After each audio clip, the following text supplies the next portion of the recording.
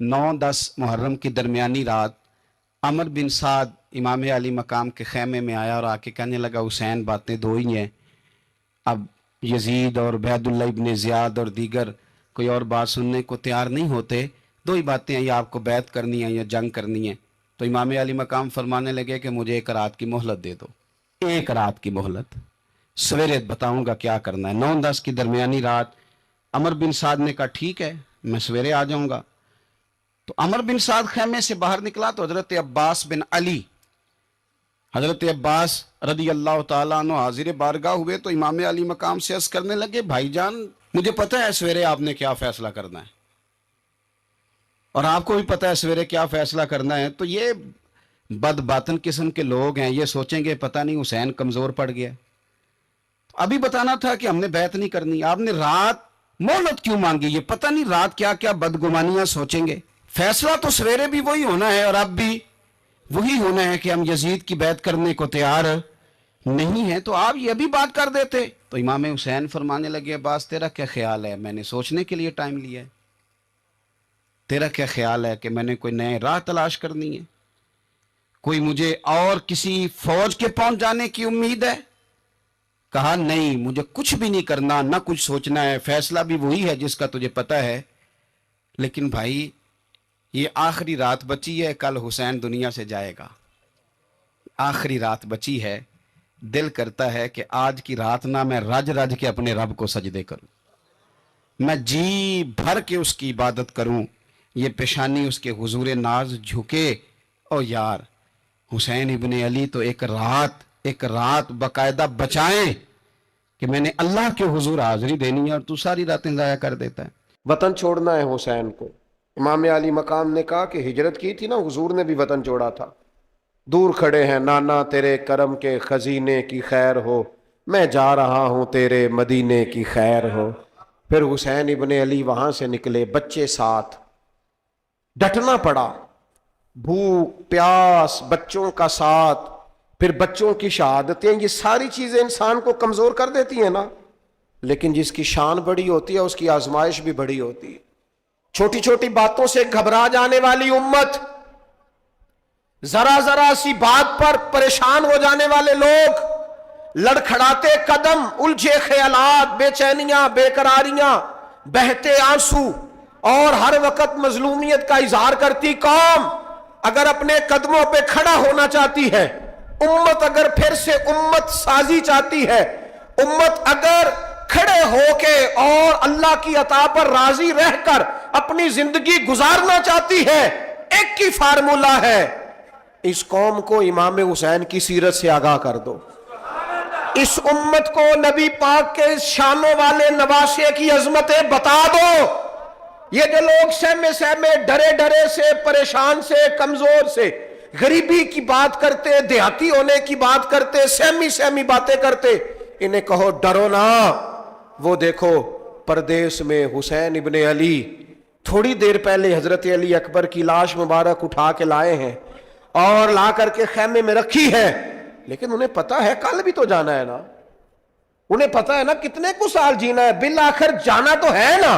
जिस धज से कोई मक्तल में गया वो शान सलामत रहती है, इस जान की कोई बात नहीं, ये जान तो आनी जानी है, मौत बिस्तर पे भी आ जाया करती है, लेकिन जो मैदानों में डट के रहते हैं उनको तारीख जरा जिंदा रखा करती है। कमजोर जिंदगी ना गुजारो, डरी हुई जिंदगी ना गुजारो, और ये कभी ना कहो हाय हुसैन। हम हाय हुसैन वाले नहीं, हम वाह हुसैन वाले हैं। हमारे बुजुर्गों ने हमें यह सबक दिया है, हमने कहना वाह हुसैन। क्या कमाल कर दी इमाम अली मकाम ने, वाह हुसैन आपकी अजमत पे कुर्बान। इतने सारे दुखों के बावजूद जब शानों वाले नाना का शानों वाला पोता, अजमतों वाली मां का अजमतों वाला बेटा, जुर्रतमंद बाप का बेटा मैदान में निकलने लगा है, तो डरा डरा सहमा सहमा रो के दिलासे दे के आंसू पूछ के नहीं, बल्कि इमाम हुसैन ने डट के खड़े होके वो इमामा सर पे बांधा जो मोहम्मद अरबी ने अता फरमाया था, वो जुब्बा पहना जो नाना ने दिया था, वो तलवार पकड़ी जो शेर खुदा मौला अली पकड़ते थे, اور حسین میتوں کے باوجود میدان میں آئے، فرمایا سامنے کھڑے ہو جاؤ، تمہیں خطبہ دینا ہے، اس لیے کہ محمد عربی کا طریقہ ہے جمعے والے دن خطبہ دیا جاتا ہے۔ پورے وثوق سے اتمام حجت کیا۔ اور حسین ابن علی ایسے تو نہیں تھے کہ ڈرے بڑا تھے تو ان سے تلوار نہیں چلی، انہوں نے تلوار چلائی، جو ایک ایک دو دو کر کے آتے رہے وہ کٹتے رہے، وہ کٹتے رہے۔ پھر آواز ایک گونجی پیچھے سے، وہ اکیلے اکیلے کیوں جاتے ہو؟ تمہیں پتہ ہے علی کا بیٹا ہے؟ علی کا گھر تو وہ گھر ہے کہ جس گھر کا ہر ایک بچہ جسے دیکھو وہی شیر خدا۔ معلوم ہوتا ہے اکیلے اکیلے جاؤ گے تو تم چہرے کی روشنی نہیں دیکھ رہے، آنکھوں کی سرخی نہیں دیکھ رہے، مزاج کا ولولہ نہیں دیکھ رہے، طبیعت کا باغ پن نہیں دیکھ رہے، اور جوانی میں شہادت کی لذت سے آشنا محمد کا نواسا نہیں دیکھ رہے۔ ذرا مل کے جاؤ، ہاں ہاں حسین ابن علی شہید ہوئے ہیں پر شان و شوکت کے ساتھ، ہاں ہاں حسین ابن علی دنیا سے تشریف لے گئے ہیں پر عزت وقار اور عظمت کے ساتھ۔ ہاں حسین ابن علی کا سر کٹا ہے، مخالف نے تو اپنی طرف سے نیزے کی نوک پہ چڑھایا تھا، پر حسین کا سر بول بول کے کہہ رہا تھا دیکھ لو میں کٹ بھی گیا ہوں پھر بھی سب سے اونچا ہوں، وہ دیکھو میں سب سے اونچا ہوں، سب سے اونچا ہوں میں۔ اے حسین ابن علی، نازش آل نبی تم پر سلام، اے حسین ابن علی تم پر سلام، نازش آل نبی تم پر سلام۔ کسی نے ایک بات کی تھی، اس نے حد کر دی، اس نے کہا مورخ تو کتنا کو لکھے گا، خطیب تو کتنا کو واز کرے گا، او مصنف تو حسین ابن علی کی شان میں کہاں تک بات کرے گا؟ تو میرے امام کا باکپن، ان کی جرت، ان کی طاقت، ان کی ہمت، ان کا کمال، ان کا صبر، ان کی استقامت، ان کا حوصلہ، ان کی جوامردی، ان کی ہمت کتنی کو بیان کرے گا؟ تو رہنے دے۔ اس نے کہا پھر کیوں رہنے دوں؟ کہنے لگے حسین ابن علی کی شان رفعت کوئی کیا جانے، یہ حسن جانے۔ حسین ابن علی کی شان رفعت کوئی کیا جانے، یہ حسن جانے، یہ علی جانے، یہ نبی جانے یا خدا جانے۔ ہماری طاقت نہیں ہے کہ ہم امام علی مقام کی عظمت کو بیان کر سکیں، بس چپ کر میرے علی، ایتھے جا نہیں ہو۔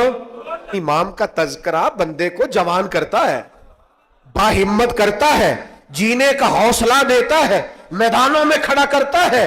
وہی ہے تیرے زمانے کا امام برحق جو تجھے حاضر و موجود سے بیزار کرے اور موت کی شکل میں دکھلا کے تجھے جلوہ یار، زندگی تیرے لیے اور بھی دشوار کرے۔ اور پلٹنا، جھپٹنا، جھپٹ کر پلٹنا، یہ لہو گرم رکھنے کا ہے ایک بہانہ۔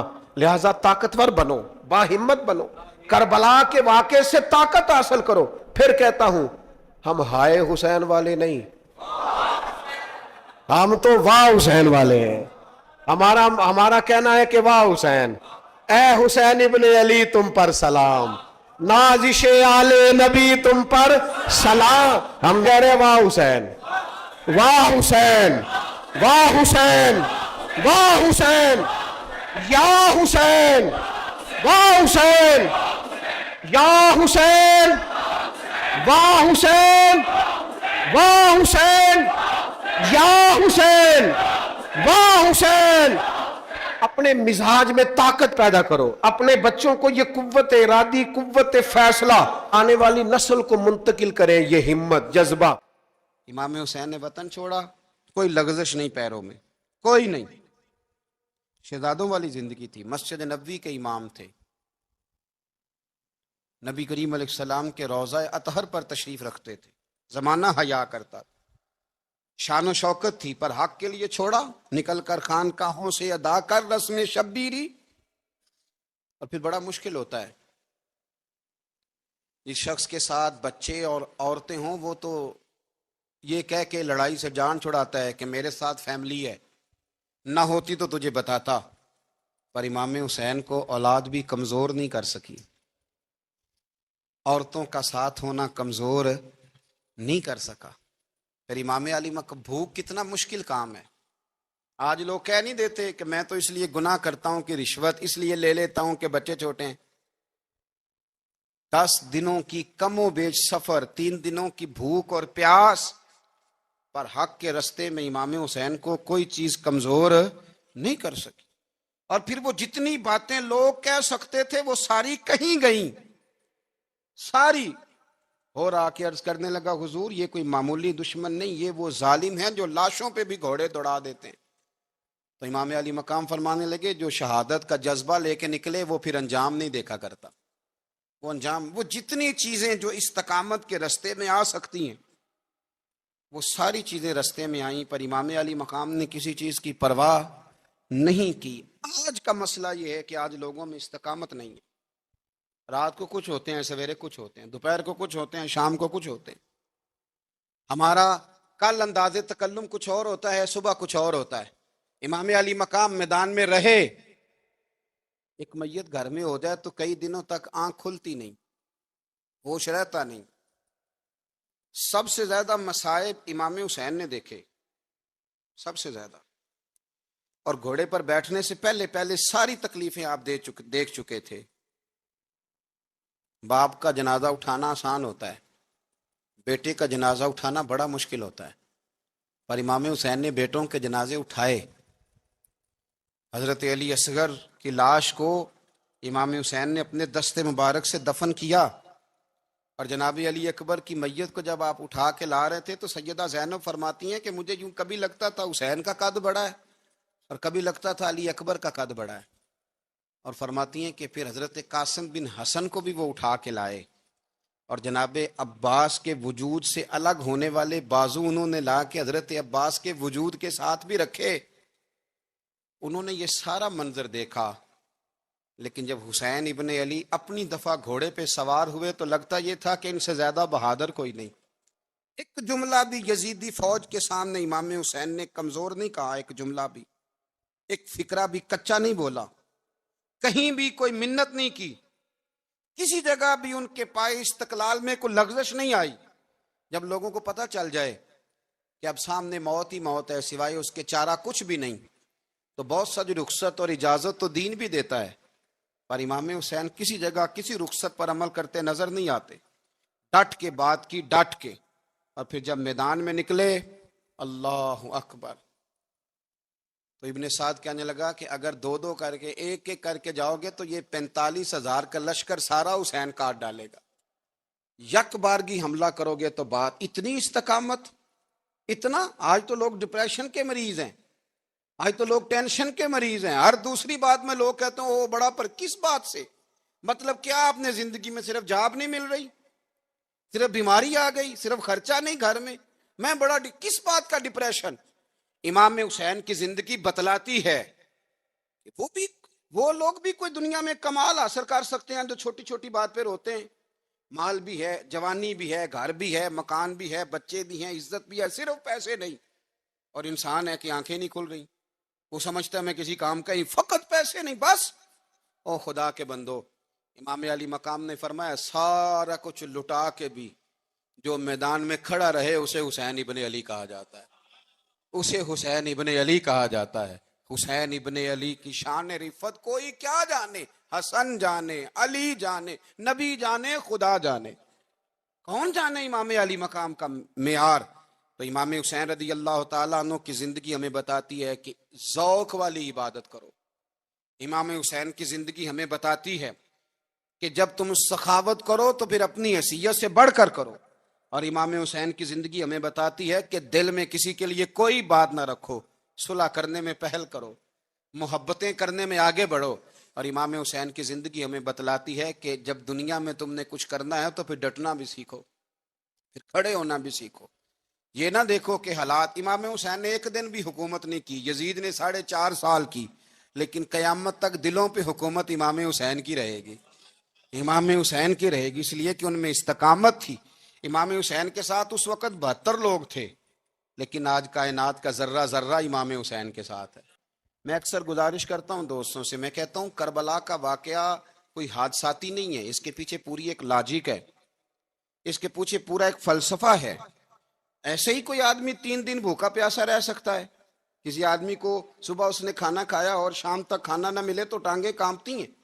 رمضان المبارک میں عبادت کی نیت سے روزہ رکھنے والے بھی شام کو بڑے پریشان ہو جاتے، اور مسلسل 3 دن کھانا نہ کھایا جائے اور پانی نہ پیا جائے، اور حال یہ ہے کہ وہی آدمی تلوار لے کے میدان میں نکلے اور اس کی حالت یہ ہو کہ لوگ اس کے آگے دوڑنا شروع کر دیں، ہزاروں کی فوجیں تاب نہ لا سکیں۔ علی کا گھر بھی وہ گھر ہے کہ جس گھر کا ہر ایک بچہ جسے دیکھو وہی شیر خدا معلوم ہوتا ہے۔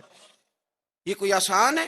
اس کے پیچھے پوری اس کے پیچھے فلسفہ ہے۔ امام راضی کی تفسیر کبیر دیکھیے گا، امام راضی کہتے ہیں کہ سیدہ فاطمہ الزہرا رضی اللہ تعالی عنہ کے دونوں شہزادے حسنین کریمین بیمار ہو گئے تو سیدہ نے منت مانگی کہ بچوں کو شفا ہوگی تو 3 روزے رکھوں گی۔ شفا ہو گئی، روزے بھی رکھ لیے، اور جب مولا علی شیر خدا روزہ رکھنے کے لیے بیدار ہوئے، سیدہ فاطمہ الزہرا بیدار ہوئی تو امام حسن اور حسین بھی اٹھ گئے، 7-8 سال کی عمر، اماں جی ہم نے بھی رکھنا ہے۔ صبح کھجور اور دودھ سے روزہ رکھ لیا گیا۔ این افطاری کے وقت مولا علی کہتے ہیں فاقے چل رہے تھے، کہیں سے میں جون لایا تھوڑے سے، سیدہ فاطمہ الزہرا نے پیس کر روٹیاں پکائیں۔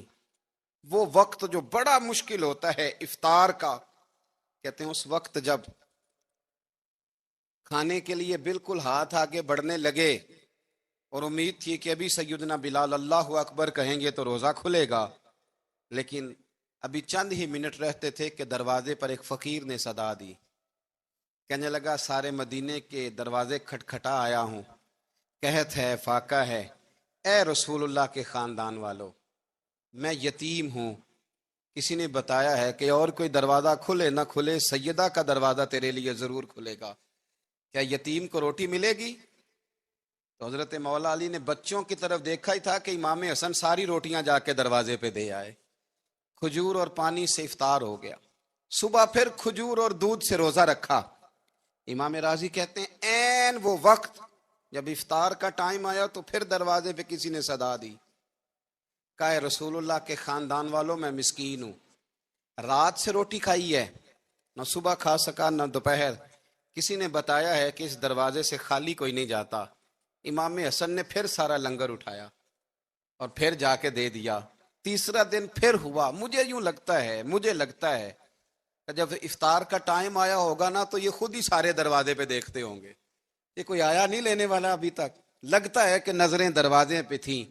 این افطار کے وقت 3 روٹیاں جب جاؤں کی پک کے آئی، ایک بھکاری نے صدا دی، کہنے لگا میں قیدی ہوں، آج ہی قید سے رہائی ملی ہے، پہلے دن کسی کے دروازے پہ صدا دی ہے روٹی ملے گی۔ امام حسن وہ کھانا دے کے واپس لوٹے، کھجور اور پانی سے افطار ہوا، اور جیسے ہی مسجد نبوی میں تینوں باپ بیٹا نماز پڑھنے گئے تو مولا علی کہتے مجھے بتانا نہیں پڑا، رسول کریم نے میری طرف دیکھ کے فرمایا علی تیرا، فاطمہ کا، حسن اور حسین کا 3 دن والا عمل خدا کو بھی بڑا پسند آیا ہے اور محمد مصطفیٰ کو بھی بڑا پسند آیا، بڑا پسندیدہ عمل۔ میں کہتا ہوں کہ حضرت فاطمہ نے نا ان کی تربیت پہلے ہی کر دی تھی، 3 دن بغیر افطار کے روزہ رکھنے کی، وہ ٹریننگ گھر سے ہو چکی تھی۔ اب میدان کربلا میں 3 دن بھوکا پیاسا رہنا ان کے لیے مشکل نہیں تھا، وہ تو ان بچوں کے لیے مشکل ہوتا ہے جو کھانا دیر سے پکنے سے برتن توڑنے شروع کر دیتے، وہ بچے بلیک میل ہوتے ہیں جن کو ایک وقت ان کے پسند کا کھانا نہ ملے تو وہ گھر میں جو ہے وہ ادھم شروع کر دیتے ہیں، جن کی ماں نے عادت ڈالی ہو کہ بیٹا 3 دن بھوکے پیاسا رہنا ہوا تو رہ لینا، لیکن کسی بھی باطل کے ساتھ کمپرومائز نہ کرنا، ان کے لیے اتنا مشکل نہیں تھا۔ ان کی تربیت ہوئی، ان کی ٹریننگ ہوئی، پھر اللہ نے ان کی سیرت میں رنگ بھرے، ان کے کردار میں حسن آیا، وقار آیا۔ حضرت امیر معاویہ رضی اللہ تعالیٰ عنہ نے ایک شخص کو بھیجا مدینہ منورہ شام سے، تو اس نے کہا میں نے امام حسین سے ملنا ہے، تعارف کیا ہے؟ جناب امیر معاویہ فرمانے لگے مسجد نبوی میں جانا جس کے گرد لوگ سب سے زیادہ ادب سے بیٹھے ہوں اور جس کی باتیں سب سے زیادہ میٹھی ہوں اور جس کی نظریں سب سے زیادہ جھکی ہوں اور جس کے چہرے پر تمہیں سب سے زیادہ وقار نظر آئے، وہی علی کے بیٹے حسین ہوں گے۔ جو سب سے زیادہ تمہیں وہاں ماحول کے اندر جو شخص نظر آئے پوچھنے کی ضرورت نہیں پڑے گی. وہ شخص کہتا میں مدینے آیا تو میں نے واقعی ایک شخص کو دیکھا کہ شہد کے گرد مکھیوں کا اتنا ہجوم نہیں ہوتا جتنا امام حسین کے گرد رسول اللہ کے غلاموں کا ہجوم تھا. لیکن نظریں جھکی ہوئی، باتیں میٹھی، لہجہ گداز گداز، لفظوں میں رانائی، اور لوگ کئی باتیں پوچھتے تو علی کے صاحبزادے ایک آدھ جملہ بولتے تو لگتا یہ کہ وہ جملہ سیدھا دل میں اترتا چلا جاتا ہے. امام علی مقام کے کردار میں نا کچھ باتیں بڑی زیادہ تھیں، بہت زیادہ تھیں. بڑا حسن تھا. ایک بات تو یہ تھی امام حسین رضی اللہ تعالیٰ عنہ کا علم و فضل بڑا کمال کا تھا. امام حسین کے علم سے فضل سے لوگ فیض اٹھاتے تھے. پھر اس کے ساتھ ساتھ امام حسین کا ذوق عبادت بڑا شاندار تھا، بڑا زبردست ذوق. علامہ جوزی نے لکھا ہے وکان الحسین رضی اللہ تعالی عنہ فاضلا کثیر الصوم والصلاۃ والحج والصدقۃ وافعال الخیر جمیعا. آپ فرماتے ہیں کہ امام حسین زیادہ نمازیں پڑھنے والے تھے، کثرت سے سجدے کرنے والے، کثرت سے روزے رکھنے والے، زیادہ حج کرنے والے، اور امام حسین صدقہ دینے والے اور نیکی کے کاموں میں شدت کرنے والے. امام حسین کا جو ذوق عبادت تھا وہ اتنا شاندار تھا کہ آپ فرض نماز کے علاوہ روزانہ 100 رکعت نماز نفل ادا فرمایا کرتے. اور امام حسین فرماتے زندگی میں کبھی ایسا نہیں ہوا کہ 3 دن گزر گئے اور حسین کا قرآن پاک ختم نہ ہوا. 25 حج کیے امام حسین نے مدینہ منورہ سے مکہ مکرمہ پیدل جا کے، 25 حج. اب تو نسبت والے لوگوں کو عبادت کی ضرورت نہیں نا، اللہ ماشاء اللہ کہتے ہیں نسبت بڑی ہے. بھئی جن کی نسبت اتنی خاص تھی کہ حضور نے فرمایا یہ فاطمہ کے نہیں میرے بیٹے ہیں، ان کا تو حال یہ ہے کہ فرض کے علاوہ 100 نفل، 3 دن سے پہلے ختم قرآن پاک، 25 حج فرمائے. تو کس نسبت کی بات کرتا ہے؟ یہ نسبتیں تو ہیں جو انسان کو عبادت کے قریب کرتی ہیں. لوگوں نے معیار ہی بدل دیا ہے. حضرت سیدنا امام حسین کی شہادت کے بعد حضرت عبداللہ ابن زبیر رضی اللہ تعالیٰ عنہ نے قاتلان حسین سے خطاب کیا اور فرمانے لگے اللہ کی قسم تم نے اس شخص کو شہید کیا ہے جو راتوں کو لمبے لمبے قیام کرتا تھا، اور تم نے اس شخص کو شہید کیا ہے جس سے میں دن میں جب بھی ملتا تھا تو وہ روزے سے ہوتا تھا. تم نے اس شخص کو شہید کیا جو قائم اللیل تھا، صائم الدہر تھا، اس شخص کو تم نے شہید کیا. آپ کو پتہ ہے کہ میدان کربلا میں جب 9 محرم کو ابن سعد نے امام حسین سے کہا کہ جنگ کرو اگر یزید کی بیعت نہیں کرنی، تو امام حسین نے فرمایا 1 رات کی مہلت دے دو، 1 رات کی مہلت دے دو. حضرت امام زین العابدین کہتے ہیں میں نے اپنے والد گرامی سے عرض کی کہ ابا جی آپ جہاد سے دور جانے والے تو ہیں نہیں، آپ تو جہاد سے پیار کرنے والے، اور یہ بھی پتہ ہے مجھے کہ یہ جنگ اب ہو کے رہے گی، تو 1 رات کی مہلت لینے کا معنی کیا ہے؟ بھئی کل بھی لڑنا ہے اور رات بھی لڑنا ہے، تو ابا جی 1 رات کی مہلت. تو سیدنا امام حسین رضی اللہ تعالیٰ عنہ فرمانے لگے بیٹا رات کی مہلت اس لیے لی ہے کہ میں آج رات کھل کے اپنے رب کی عبادت کر لوں، میں استغفار کر لوں، میں لمبے سجدے کروں. اور کہا زین العابدین تو جانتا ہے نا کہ مجھے نماز سے، تلاوت سے، دعا سے اور استغفار سے بڑا پیار ہے. نماز سے مجھے پیار ہے، دعا سے مجھے پیار ہے، استغفار سے مجھے پیار ہے. فرمایا بیٹا میں نے اس لیے نہیں کہ میں چاہتا ہوں 1 رات اور دنیا میں رہوں. تو امام زین العابدین فرماتے ہیں امام علی مقام نے سجدے پہلے بھی بڑے کیے، پر 9-10 کی درمیانی رات جو ان کے سجدے تھے وہ میں نے کبھی نہیں دیکھے. فرماتے ہیں تیمم کے ساتھ وہ رات کی جو عبادتوں کا رنگ تھا وہ میں نے کبھی نہیں دیکھا. امام علی مقام کا عبادت کا ذوق تھا، شوق تھا، لذت تھی. آپ یقین کریں ایسے ایسے عجیب بہانے ہم لوگوں کہتے ہیں میرا نماز میں دل نہیں لگتا، تو میں کہتا ہوں تیرا گپ شپ میں کس طرح لگتا ہے، تیرا موبائل پہ کیسے لگتا ہے بھائی؟ یہ تو بھائی ذوق کی بات ہے. امام حسین کہتے ہیں مجھے قرآن پاک سے پیار ہے، مجھے تلاوت سے پیار ہے، مجھے دعا سے پیار ہے، مجھے استغفار سے پیار. بھائی جس کو جس چیز سے پیار ہوگا دل لگ جائے گا. ہم نے کبھی پیار کیا ہی نہیں اس سے، جن چیزوں سے پیار ہے وہاں دل لگ جاتا ہے. یہ ایک بہانہ ہے، ورنہ کثرت سے عبادت کرنا، ذوق پیدا کرنا، یہ تو اہل اللہ کا طریقہ ہے. والذین یبیتون لربہم سجدا وقیاما. رب کے بندوں کی علامت یہ ہے کہ وہ راتیں سجدے اور قیام میں گزار دیتے ہیں.